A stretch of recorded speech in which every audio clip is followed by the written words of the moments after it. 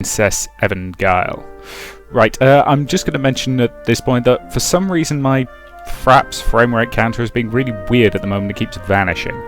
Don't know if it'll keep doing that, but if that gets a bit flickery, sorry. I appreciate most of you are probably just completely ignoring the frame rate counter, so yeah, I'll try not to mention it.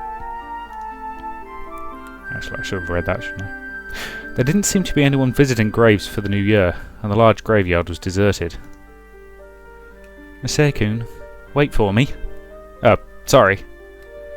I'd been feeling a little restless and I'd gotten ahead of her, and I stopped and waited for Ayaka-san to catch up. What's wrong with you? You're looking a little strange. I was so surprised that you wanted to go now. No, it's just... It was frustrating that I couldn't put my thoughts into words. Anyway, let's have a look. Once we see it, you'll know why I think it's strange. Right. Since it was our second time there, we found it without difficulty, and we stood in front of the grave and checked the date again. 19XX, May 7th. That was the day Ayaka's mother, Seikitomi, departed this world. And having checked it, the sense of unease that I'd been feeling on the way grew even further. Ayaka-san, this is... Huh? She tilted her head, apparently unable to perceive anything strange about it. What is it? Masay-kun, you've suddenly gone pale. She put a hand to my cheek, apparently more concerned with my own constitution. I placed my hand upon her own cool hand. Then I looked straight into her eyes. Listen, Ayaka-san, this really doesn't add up.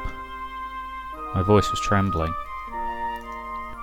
Ayaka-san's eyes opened wide, clearly shocked by my behaviour. How the heck do you tell when an anime character's eyes are open wide? What doesn't? That's right. I guess this is why I assumed you were born in April. What are you talking about, Masay-kun? The year your mother died. It's the same year you were born. She died on May 7th. That's why I assumed you must have been born in April. The cut-off birth month for school years was April, or precisely the oldest people in a given year were born on April the 2nd. This meant that the only way Ayaka-san could be a third-year student was if she was born between April 2nd and May 7th. I had registered that unconsciously, which is why I had made the assumption about her birthday. And yet, Ayaka-san's real birthday was November 24th. What on earth could it mean? Oh no. And as if realising the gravity of the situation, Ayaka-san released my hand and kneeled before the grave.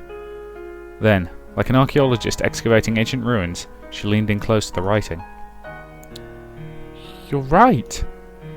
Her voice was trembling, just as mine had before. No, it can't be. This means I can't be a third-year student this year. If she had been born in November, the year before her mother's death, Ayaka-san would have graduated Venices a year earlier, and we would never have met. What's going on here? She turned back to look up at my face, and her eyes were empty. We'll just ask your dad. That's all we can do. Yeah, that's true. That's true. Ayaka-san swayed as she stood, and she was visibly shaken. Are you okay? I checked her expression, concerned, and this time it was Ayaka-san's face that had gone pale. I'm afraid, Masay-kun. I pulled her to my chest. I feel like the ground has disappeared from under my feet. That's how I feel. My birthday. The day I was born. I never even thought about it before now. If that's a lie, then what am I? Who am I? It's okay. I'm here with you. I put my arms around Ayaka-san's shoulders. She clung to me, even more tightly as well. I told you before, no matter when, no matter what happens, I'm going to be with your ally. If you start to lose your footing, I'll support you. But don't worry, okay? Yeah. Please, Masay-kun, don't let me go. And beneath a cold sky, surrounded by frozen gravestones, we remained together, holding each other, sharing the warmth between us. Okay, didn't realise we were that close to the end of that chapter, but okay. So, what the hell is going on here? Mother not actually dead and somebody didn't bother... yeah, Mother's not actually dead, is she? And somebody didn't bother checking the dates properly. I'd wanted to visit her family right away, but Ayaka-san shook her head. It's just I really am scared. She said she had to prepare herself mentally. And of course I didn't want to force her, so we just headed back to school. We spent the rest of the day together after that. And we broke our promise about it being just the one time, and spent the night together too. Ayaka-san had looked so anxious, and at a time like this I knew I needed to support her. And the next day, on January 3rd, she wasn't looking well. I wanted to spend our last day together, but circumstances prevented it. It was because classes were starting on the 4th, and the dorms would begin gradually filling with people again. And then classes would start, and we wouldn't be able to spend every waking moment together like we had before. Hey, January 7th, good day, good day. If anybody doesn't know, my birthday is January 7th, so, you know, awesome day. And a Saturday. Seriously, the joys of having a very early January birthday. Most of the time I would either be just back at school, or more often than not doing exams on my birthday, and that always sucked. Today was the 7th, a Saturday, and Ayaka-san looked pretty gloomy once more. Sorry, I should probably go. I'm not feeling very well. She left the society meeting early to head back to her room, and the rest of us remained behind, concerned. Ayaka-sama has seemed rather down since the 3rd term started. Yeah, do you know anything about it? I knew the reason for it, but it wouldn't be right just to tell everyone, so I shook my head vaguely. Did you have a fight? No, it's nothing like that. It's curious to see the ever-cheerful Ayaka-sama acting that way. Even Pantabel is worried. Coo! Do you know anything, Ritsuko? I'm not sure either. She seemed so happy during New Year's. She did have a fight with Mother. But I don't think that is the cause. Ritsuko-chan turned to look at me. Ritsuko-chan must have realised that, given the circumstances, the cause had to be me. But I really am worried. I've never seen Ayaka-sama act that way. You need to do something, Masaya. You're her boyfriend, after all. Right. I will.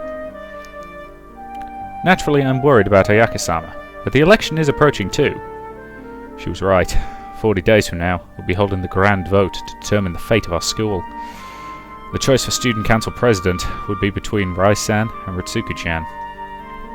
And then the decision would determine what direction the school would go in for the future years. The White Lily Society has so few members, losing even one will have a severe effect on your campaign. That's true. And Ayaka-sama has become significantly more earnest than she used to be.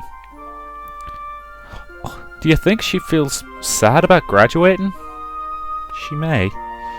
Ritsuko's smile became sad as she agreed. Did you know, before now, up until last year, she kept talking about how she couldn't wait to graduate. Yeah, I heard about that. But now, I'm sure that she feels the exact opposite. I'm sure she wishes she could have been in the same grade as you. When's graduation? March 17th. The 3rd term was short. We had only 2 months left. March 17th. When that day came, Ayaka-san would leave this place.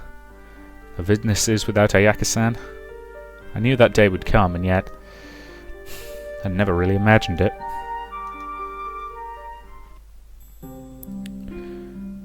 You still haven't told Ritsuko-chan, have you? No. We sat side by side on the bed, and even though the winter vacation was over, Ayaka-san was still sneaking into my room at night. I'm just scared. Scared? Of what? I love Ritsuko as a sister. I've tried to be as good to her as I can. I understand that, and Ritsuko-chan feels the same way. But... Ayaka-san shook her head slightly. It's possible that we could be completely unrelated, and I can't stand the idea. What? How could that be? Just before we go on, I would like to bring up an important quote from the show Supernatural. If you haven't watched it, it's quite good. It's been going on too long. Frankly, it was originally planned as a 5-year story arc, and they're now up to season 11. But it does have some really good moments, including one excellent line, which is, what is it? Not all family is blood, boy. Which I think is actually a very apt way of describing it. You don't have to be blood relations to be family. Anyway. You know, think about it. Sakai Tomi-san, the person buried in that grave. I'm sure that was my father's first wife. That's what Mother says. Don't know why she'd lie about it. Right. If I'm not really their child, born in wedlock, then whose child am I?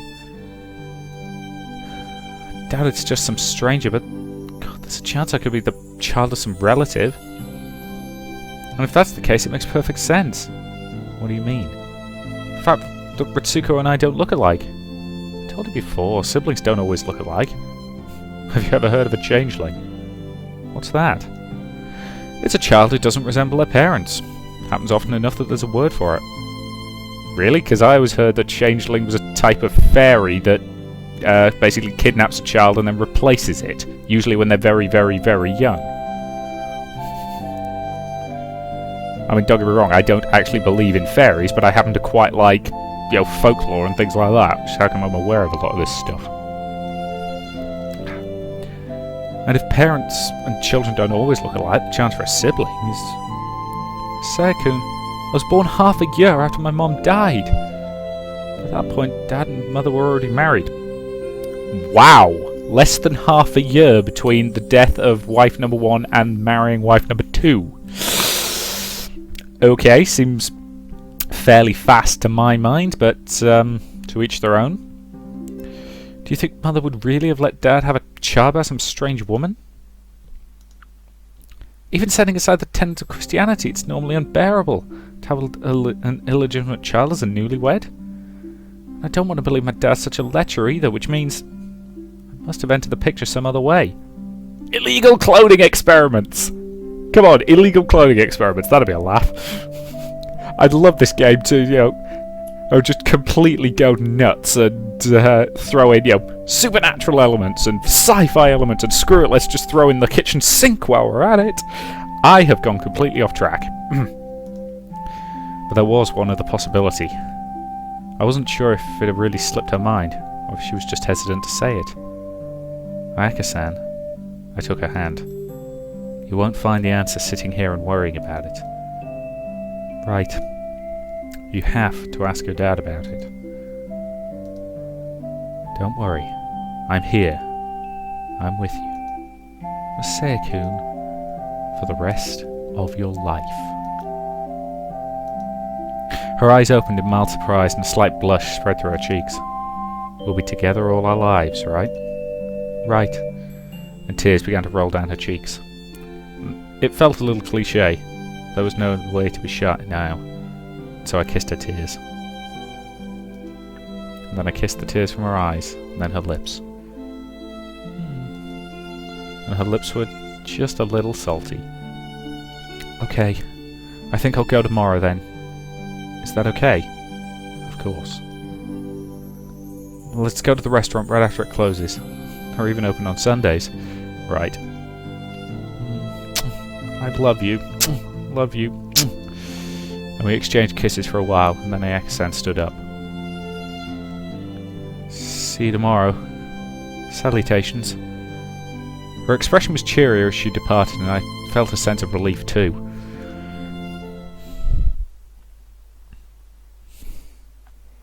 It's interesting, I actually had a couple of friends at, well, primarily primary school, but we sort of stayed at least partially in contact. One who was born on the 6th and one who was born on the 8th. So that was always a bit weird, still. The next day, we left school on the last bus out, and the Jardin didn't even try to stop us. They must have given up by now. Last order was at 11 o'clock, and the restaurant closed about 30 minutes later. Until then, we waited outside in the cold. You can go now. Yes, sir. Good work, everybody. My father let the rest of the staff leave and then came to our table. Whew, goodness. Today was a rough one. I'm going to have a beer. Would you two like anything? I'm fine. Me too. I see. He went over to the bar and then returned with a glass in his hand. So, what did you need to talk to me about? Planning the wedding already? He sat down facing us and drained about half the glass in one go. It's about the date of Mother's death. Her father quavered. You don't have to tell me when it was, I already know. Do you? Yes. We went to her grave. I see. Her father set the glass down quietly. Didn't they say he drank about half of it? I appreciate that's the most pathetic thing I could pick them up on, but... When he first sat down, he was smiling cheerfully. Now his mouth had drawn into a tight line. I want to know what's going on. You understand what I'm saying, right? Yes. Then what is it? Please, just tell me. Never knew the date of Mother's death until now. Heartless daughter. That's not true. I kept it from you. I don't imagine it's... Misako? I'm assuming that's actually the headmistress's name. It's probably been mentioned before now, to be fair. I've just got a terrible memory. And I don't imagine Misako told you either. Seiko? Oh no, apparently it hasn't been mentioned. Really? Yeah. There's a reason I didn't want you to know, but...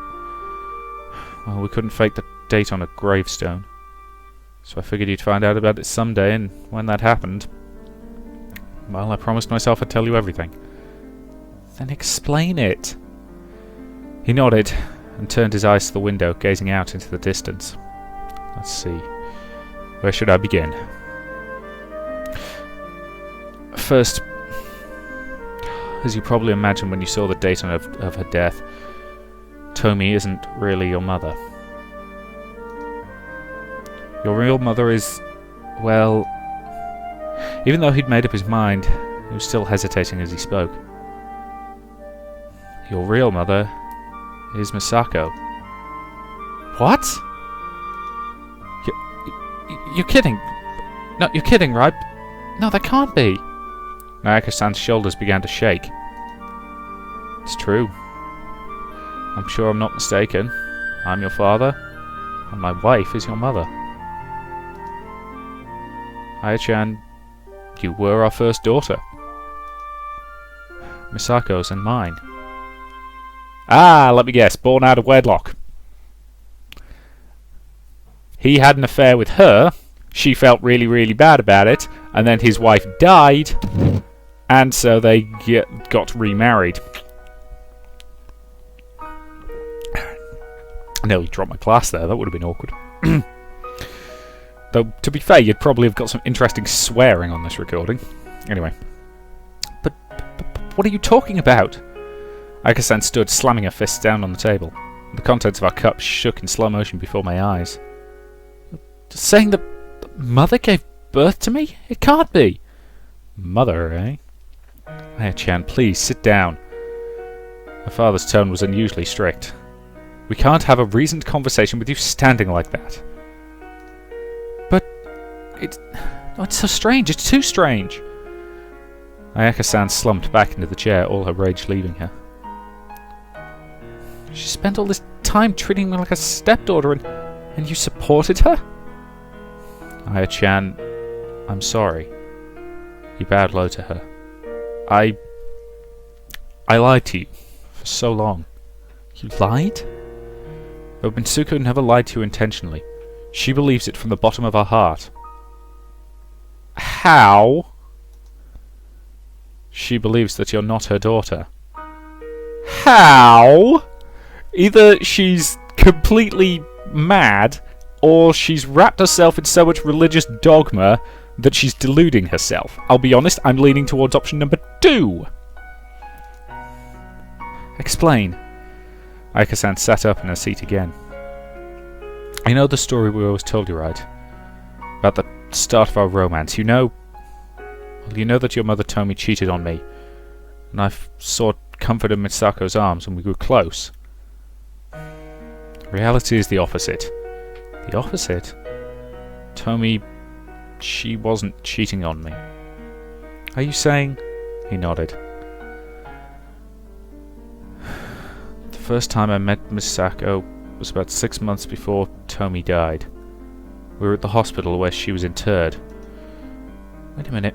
You told me Mother used to come by the restaurant you worked at back when you were training. That was a lie too. Oh wow, that's bad, you guys. You actually met by your dying wife's bedside and you ended up hooking up? Ooh, I get why she's ashamed. Because, yeah, don't get me wrong, I've said before, I don't have a problem with any kind of relationship between consenting adults. But that doesn't extend to you made a promise and you... Seriously, it's okay. Adultery is a betrayal, assuming it's not an open relationship, which some people can manage to pull off successfully. If you've made a promise to stay in a committed, single-person relationship, and then you break that promise, that is a betrayal. I'm not going to sugarcoat that. But and that's bad no matter how it happens. But seriously? With your wife's best friend while she's on her deathbed? Jesus Christ, you are terrible people. I remember our first meeting well. She was Tomi's best friend, too. Best friend? So Tomi-san really was a Vindices alumna? Oh yes. And they really were best friends, too. At least that's how it seemed to me. Back then, Misako wasn't quite the person she is now. She could still be severe with others and with herself the way she is now, but she had something deep down, a passion. For better or worse, she was dangerously single-minded. Oh god, this is why the Headmistress is so against men, isn't it? She's of the opinion that she failed the test of whatever, and so therefore, every girl is bound to get seduced by, the guys because, she was weak, and I say that in the massive inverted commas it deserves. In other words, the kind of person who might commit adultery. Yes. He sagged. I can't blame you for being angry with me, after all that I've done. Listen, he sniffed. I thought maybe I was the one who drove her to an early death. If I hadn't betrayed her... Why did you cheat on her? Part of it was mental strain. Tomi had fallen ill. Terminal cancer at such a young age. It was Tomi who was really under strain. Okay, again, not excusing what he did, but let's face it, a close relative, loved one, dying, is very difficult on both people. Don't get me wrong, she's dying, it sucks for her, but losing her will also suck for him, and nominally for her as well. Again, not excusing what they did, but, I understand the pain of losing a loved one. He nodded, his body seeming to grow a little smaller as he did. Well, never mind, what was the other reason? I think I fell in love with her at first sight. I know how severe she is on you now, but back then she was a charming woman. Everyone grows old, I guess. Ayaka-san's face was blank. No, it isn't that. I don't think it has anything to do with age. I think Misako really changed. And I think in the end, it has something to do with you, Aya-chan.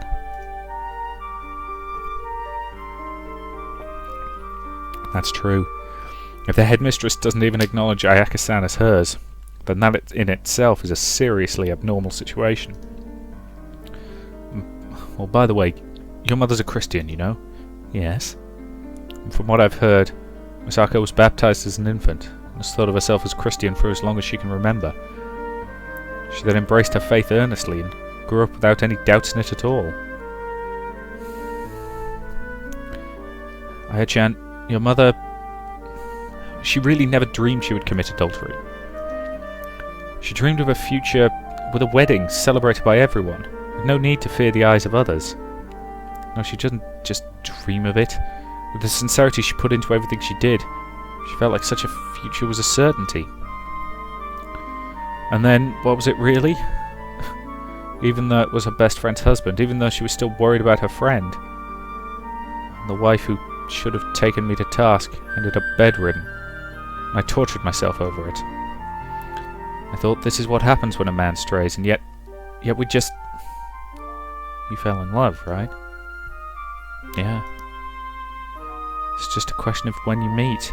You just happen to meet Mom, Tomi-san, first. Oh, I wish it were that simple. He smiled, pain in his eyes. But that's still what we ended up doing. Ayaka-san let out a sigh and took a drink of her water. If I hadn't fallen in love with someone myself, I'd have thrown this water in your face. What? Now I feel like I understand. Or at least, like I can imagine. To love someone. To love them from the bottom of your heart. And I don't know what that's like, I can accept it. It really is possible to lose sight of everything, except your own feelings. I said something to Mother a while ago. We had a fight in August about this. And I said later that if she really loved you, I could forgive her for what she did. Misako really was suffering. I couldn't compare to the way she tortured herself. I don't know much about it, but I believe that adultery is a serious sin in Christianity. Really? Was adultery one of the Ten Commandments? I can't remember off the top of my head. I'd have to check. And yes, I went to a Church of England primary school, and no, I can't remember the Ten Commandments. I remember "Thou shalt not kill." I also remember "I am the Lord your God, and thou shalt have no other gods before me." You know, I don't know why those are the two that I remember. Isn't there something like coveting a neighbour's oxen? Or is that a different thing? Whatever. I'd have to look him up, and I can't be bothered. You know, there is a limit. Don't get me wrong. You want to believe? That's your choice. You know, but religion's not really my thing. As I say, I don't have a problem with faith. It's just, as a general rule of thumb, when you get to an organised religion, you tend to end up with more problems than you originally had. Misuko was caught between her love and her knowledge that it was a sin. In the end, her heart couldn't take it anymore. And the final trigger, well, it was her pregnancy. I know this is hard on you, Aya-chan, but it's okay. I've come this far, I might as well hear everything. You understand, right? It was you she was pregnant with. Just before Tomi died, her stomach had been growing more pronounced. I never told her about it, but I'm sure she must have realised it right away. At that point, Misako's blueprint for her life had just become a total failure. As a Christian, Misako's faith in the blessings of God never wavered, but as her stomach began to grow, her sanity began to slip away. She started talking like she was possessed about getting an abortion and things like that. That's awful. The words slipped quietly from my lips. I think the reason that she didn't, that she couldn't, was also because of her faith. Because it's a sin for a Christian to get an abortion. It seems so. I'm grateful for that much myself. Tomi passed away on May the 7th, and we didn't wait very long to get married. Everyone looked at us coldly, but we were prepared for that, and we just couldn't wait any longer. Misako was growing increasingly unstable, and I couldn't let that stand. And I really did love her. But I guess that was another of her dreams broken. We didn't hold a ceremony. Didn't seem like people would celebrate our union. Misako didn't like the idea of wearing a wedding dress in her condition. It's too bad. Nowadays we call that a double happy wedding. Even in that age it wasn't as rare as all that, but Misako's severity and her faith wouldn't allow it. I thought that she would settle down once we were married, but it wasn't that easy. On the contrary, the final and complete shattering of her dream made her mental state even worse. Every day and every night, Misako's instability grew more severe. Your birth was the moment that her heart broke. What happened? She wouldn't acknowledge that you were her child, the one who'd grown inside her. She wasn't just being stubborn, that's what I thought it was at first, but in time I realised it was more than that. She really didn't understand it, and in her mind, you became the daughter that Tomi left her. In other words, she couldn't face up to her own sin, right? Ah, the joys of religious zealots. They tend to have problems. Right. Because again, I'm not knocking religion, I'm knocking zealotry. There is a difference. But either way, that is a pretty decent point to end this part. I will say thank you very much for watching, and I will see you in the next.